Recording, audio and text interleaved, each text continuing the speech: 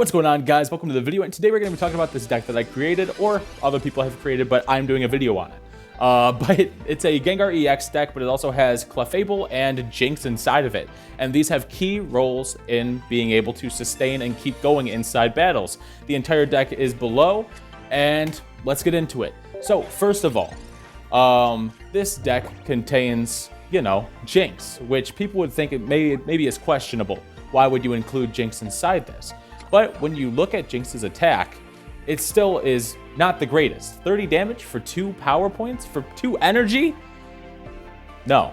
It is actually an extremely good attack if used in the right circumstances, and can also put so much pressure on a person's lead EX Pokemon, especially if they're using Mewtwo, Blastoise, Venusaur, Charizard, Lapras, different stuff like that. Even Articuno sometimes as well.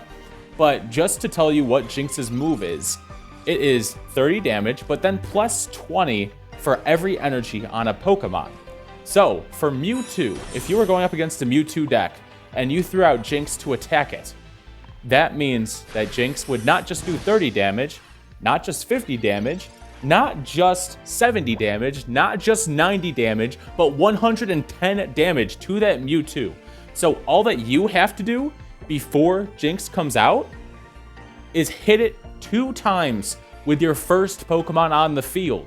So if I have a Clefairy on the table and its attack is one energy, and all I have to do is attack it twice, and then it hits me 50 back, so my Clefairy gets down to 10 HP because Mewtwo's 50 damage attack. And if that Mewtwo doesn't heal because it still thinks it's fine, and it doesn't know about my Jinx or how Jinx fully works, I just send out my Jinx that I've slowly put energy on and demolish it. And then they have no points, and I'm up 2. It's just hilarious. It's amazing how Jinx works, because yes, it can be a problematic Pokemon at times on your team, but as long as you play it in the right circumstances, you are all good, and it can severely punish Pokemon, especially fighting decks, which right now are huge in the meta. People are loving these things. They love Mankey, they love Marowak, and they love Machamp. So why not knock them down a peg by adding a Jinx into your deck and constantly adding pressure onto them just by default? That's the wonderful thing about it, and also it only costs 1 point. It's not an EX Pokemon, it's not crazy, and so you don't really have a lot to lose from it, but it adds so much more pressure than it actually costs, And so it's just a great thing to have in the deck. And then once again, like I was talking about in the made-up scenario that, just kind of happens sometimes, that can happen sometimes, Clefairy.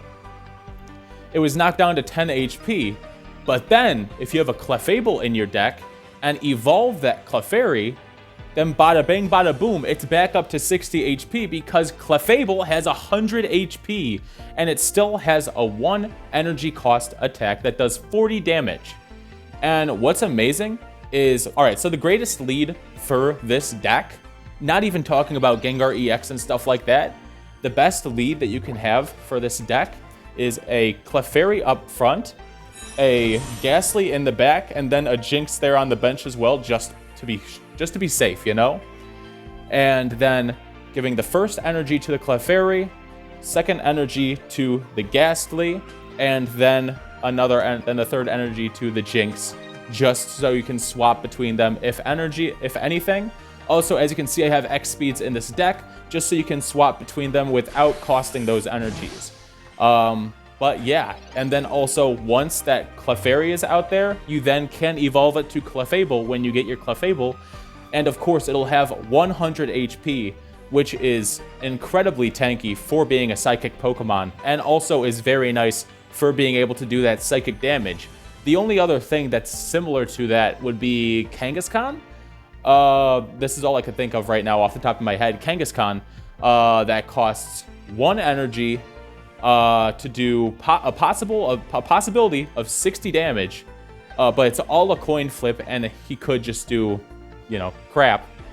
And then also, yeah, it's just sketchy with him, you know? It's just very sketchy with him. So it's nice to have that for sure damage, having a crap ton of HP, and also the retreat cost only being 1, which is incredible, because Kangaskhan's retreat cost is 3. So he literally needs to get knocked out, where with Clefable, it's just as nifty as every other Pokemon that is inside the stack. Because everything other than Gengar EX itself has a single cost for moving in and out, which is one of the things that I love. I love Pikachu decks, so that's just kind of my thing. I love switching and trying to find a solution to the problem by switching Blitzels out, Voltorbs out, or even I love Helios. I'll be honest with you, I love Helios. I may just be a weirdo, but he has been a part of my deck for a while, and it's just so nice sometimes getting that 80 damage coin flip that can turn the tide of a game. But other than that, it's just insane, everything that you can do with this deck in general. And as you can see, he stalls me out for a long time with this Slowbro, and I let it happen. I am completely fine with that because he wants me to knock out his Slowbro. And I don't want to knock out that Slowbro because then he gets the first hit on my Pokemon, even though it doesn't really matter, honestly. It would probably be better if I just knocked out the Slowbro. But also, I didn't want to because it gives me time to build up my thing, because that Slowbro has 3 retreat costs, and it only has, well, it will have 1 energy on it, then 2 energies on it, and then he retreats it. It takes a while for him, though, and so that lets me just build up my stuff and just relax, you know? Like, the whole thing is this guy is just trying to cause me a bunch of pressure, and I'm not letting it happen and he knows I'm not letting it happen because I have Jinx right next to me. And I'm building up a Clefable on my bench. I have Clefable out. I'm just building up everything that I need to take him out. Like 1 attack from Clefable on a Mewtwo, hits that Mewtwo down to 110, and then Jinx finishes it off right there. And unless he has a potion, or unless he actually thinks about that, that's that Mewtwo down. And then also, prior to all of those problems, I also have a Gengar EX that's getting built on my bench as well that is causing major problems with this guy as well. And so I think this game is just a very good thing for you guys to see how you can outplay people and not overplay things. You don't always have to be attacking. You don't always have to be jumping in or trying to go for these crazy plays. I mean, as you can see, I have a Sabrina in my deck, but I am not playing it. You can see that I will be able to take out this Slowbro, but I'm not doing it because I don't want to. I want this to play slow, and I want him to know that I have the win, and that he's just kind of there. That Mewtwo is in the back getting farmed, but it doesn't matter. Even if he had a Gardevoir, that does not matter, because the more energy he puts on that Mewtwo, the more he is screwed. And so it's just kind of this, it's going to be a back and forth game for the next minutes of this battle before he just lets me win it. But it's just would be very nice for you guys to see. So I will let you guys do that. I hope you guys enjoy the whole rest of the gameplay, and I'll see you guys around later, and enjoy the deck if you can. Peace out.